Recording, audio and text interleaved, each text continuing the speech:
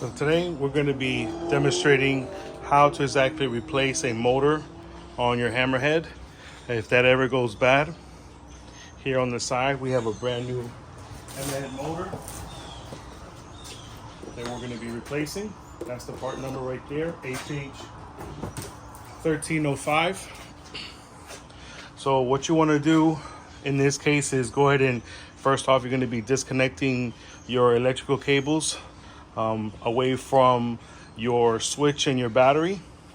And then the next thing you want to do is there is 4 screws surrounding the top part of the hammerhead, and I took the 4 off and left 1 on. There's 1 here, 1 down here, 1 on the opposite side, and 1 on the opposite side. So on the side of where the cable goes into, there's 1 support bracket here and the other 2 support brackets here. So you'll notice that there's a nut on one side and a Phillips head screwdriver screw on the other side. So for this repair, you'll need some needle nose pliers and a Phillips head screwdriver, along with any electrical. I have wire cutters and crimpers that we're going to be using to attach the new motor to our battery terminal. So we go ahead and come to one side, hold the bolt down in place, and you're going to do this for all 4 of the bolts. Hold one of the bolt and start to unscrew and screw. And when you feel the bolt release, hold it in your hand. And these bolts you're going to be reusing, and bolts and screws you're going to be reusing on the new motor, because I don't believe that it comes with it. Okay? So now, once you have all 4 of the bolts removed, and then this cable typically is inside of this support bracket in here. You can go ahead and just with your Phillips screwdriver, go ahead and unscrew it, and this will completely separate. So once you got all that removed, I'm going to turn your hammerhead around. I'm going to show you this way, because at this point here, what I'm going to be doing is separating the head from each other, and I'm going to be sliding this unit completely out. Sometimes the second hand will be helpful. In other words, you want to be careful because you don't want to crack your head.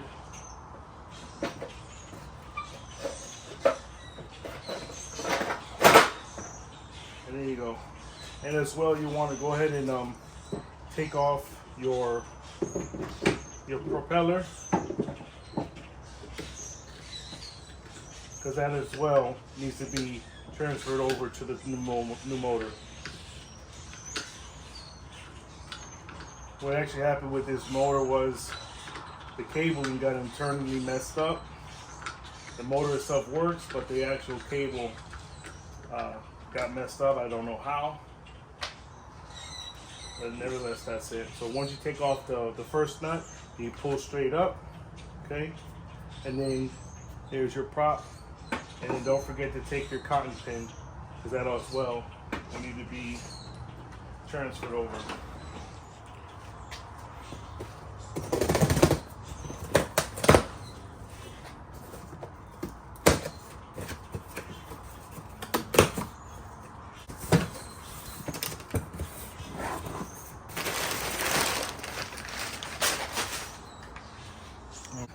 And then, like always, go ahead and take a picture of this, listen to the instructions.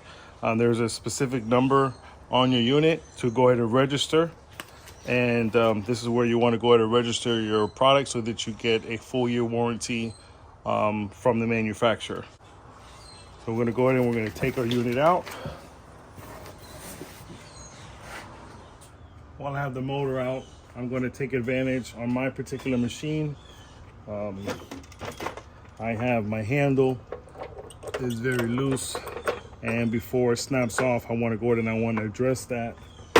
So with the motor out, it's the best time to get it done. Then screw these 4 bolts right here, and off comes this plate here. Okay, so inside here you have a 1/2-inch bolt that you can go ahead and you can torque this down to tighten this up or loosen it up however you see fit.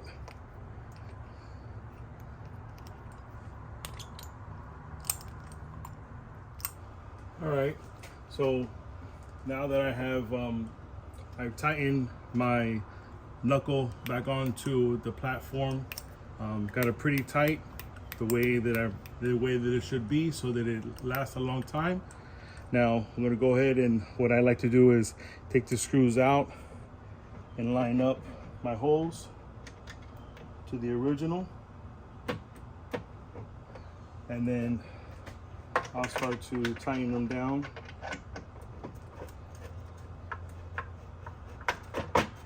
And then torque down this whole assembly. Now what we're gonna do is basically just, we're gonna go repeat the process in reverse. So we go ahead and put it in, and then separate your, it's kind of easy coming in and coming out. There you go. Just want to situate it in the right spot. And there it is. Now we got that in place. Okay. And what you got to do is just find the holes on the side. Line up your bracket here through the holes. And then what I like to do is I like to put 2 screws with the head facing this way and the bolt on the opposite side, and then 2 screws on this way pointing this way with the bolt on this side. So we're gonna go ahead and get that done. Simple enough as it is, and we'll go to the next side.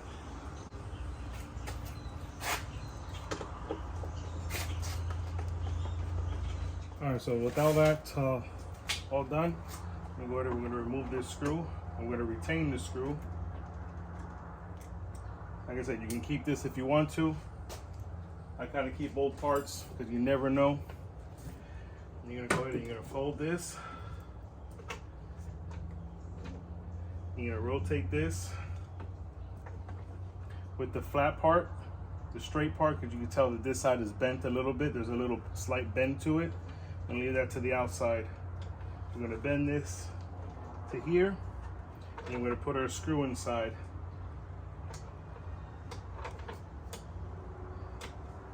And we're gonna put it right into our spot right here, the hole for the screw.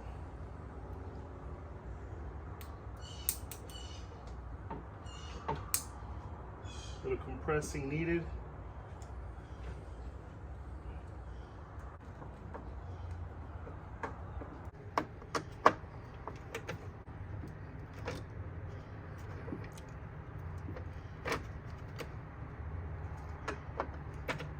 Now with the unit turned over, we're going to put back our propeller.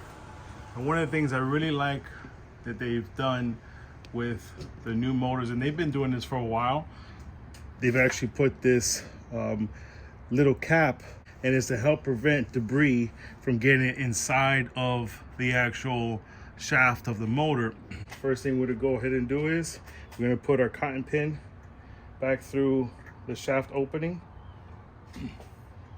And now we take our propeller, and the way that I like to line it up is this line that's right here, okay, is actually lined up with the 2 open crosses, not the flat one. If you could tell, you see the 2 open crosses? So that's the way I line it up, right on top of my cotton pin.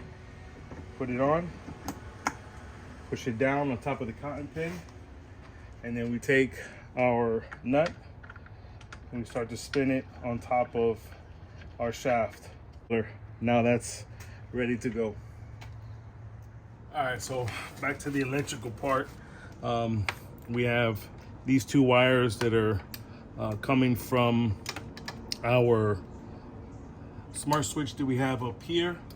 We have our connectors, two coming from our terminals of our smart switch, and it's going to go directly into on top of our battery, along with our voltmeter. So I like to I pass this way behind the battery here, and I just tuck it alongside here, and I put my positive with my positive and my negative with my negative, and then I do the same thing with my voltmeter wires.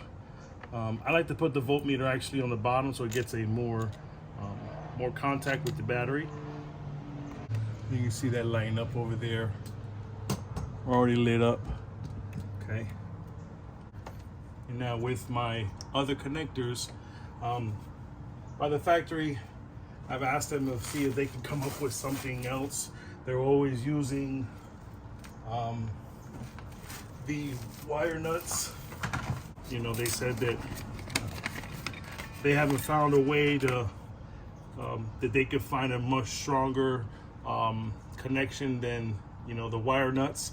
And the reason why I hate the wire nuts is because from the twisting and everything of the actual head cleaner as you're going and cleaning the pool, the wiring tends to bind up on itself, and it tends to do this number in here, and you really have no chance to, but you have to, you know, constantly be clipping, cutting the wire, taking the wire nuts off and re-threading it, and little by little you start to damage the actual cable, because this gets damaged because of the twisting and turning, and then these wires actually start to twist on top of each other, and then it makes a bad connection, thus making your battery drain harder because the motor's working harder, and vice versa. Motor works harder and damages your motor.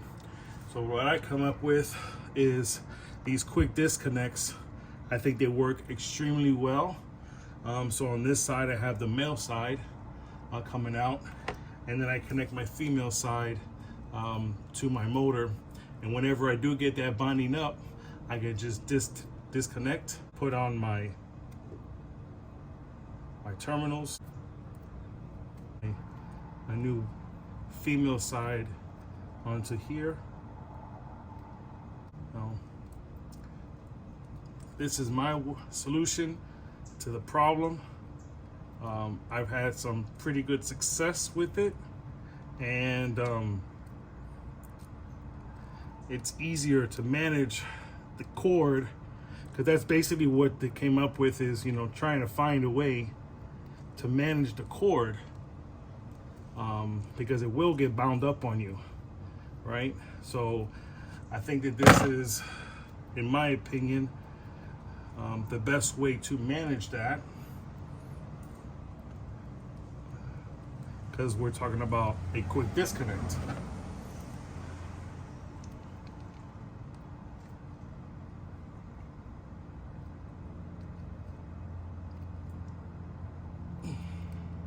And then I now just line up my black with my black.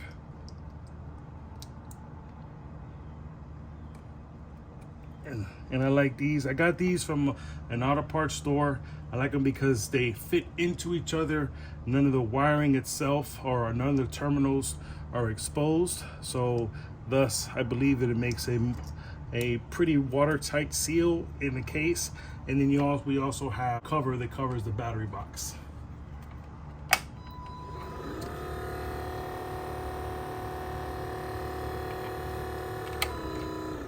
One thing that I do want to show you guys is that on my battery box, what I ended up doing was, this was the cart that I actually I converted over with an older cart. So what I like to do with my battery box is I drill a hole onto the side of the actual box itself, and then I run my cabling through the bottom of the box, so that when my lid comes on, my lid is secure around without having the wiring in the way of the actual lid. All right, with the new battery box style, the lid is a two-part pieces. We have this part here, this is the back part, where you know it's the back because it doesn't have a hole for the cable of the motor to go into. And then, so this is the back, and then this is the front. And it actually goes on like this, where you can read the word Hammerhead facing the up part. And then here is our hole for our cable to go through. So we're gonna go ahead and put our battery box lid inside. And again, I tuck all my pieces in. And then I'll have to go from the side and to push it down and get this to where it's past the battery box. It takes some work to get it there, but my batteries will come forward sometimes. Grab the back of it. I mostly get in the corners. There, got that side.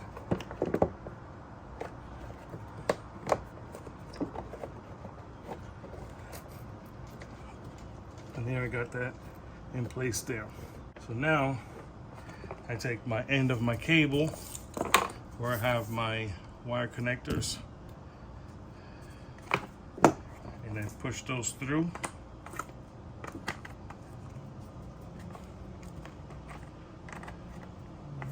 And the way the factory has it now is as soon as you push it through, they actually put a zip tie, and they zip tie the inside, and that prevents it from sliding in and out as you're working with the unit.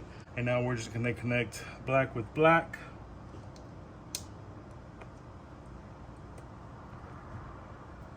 Push it through, make a tight electrical connection, and then we have our white with white. Bring this up, and this part, this slotted part, actually slides onto this part right here. And then you're supposed to have your ribbon cable that comes over to lock this down onto the unit so this doesn't move on you. Now, the proper way that I've learned over the years to get this rolling the right way is from the head of your unit to put that to the side. Let's say you can either put it there or there. And what you're gonna actually want to do is start from the battery box and work your way up counterclockwise. And the way I guide this is to put the cabling right to the bottom of the box. So I'm twisting the cable to get it to where it's gonna lay straight on my unit.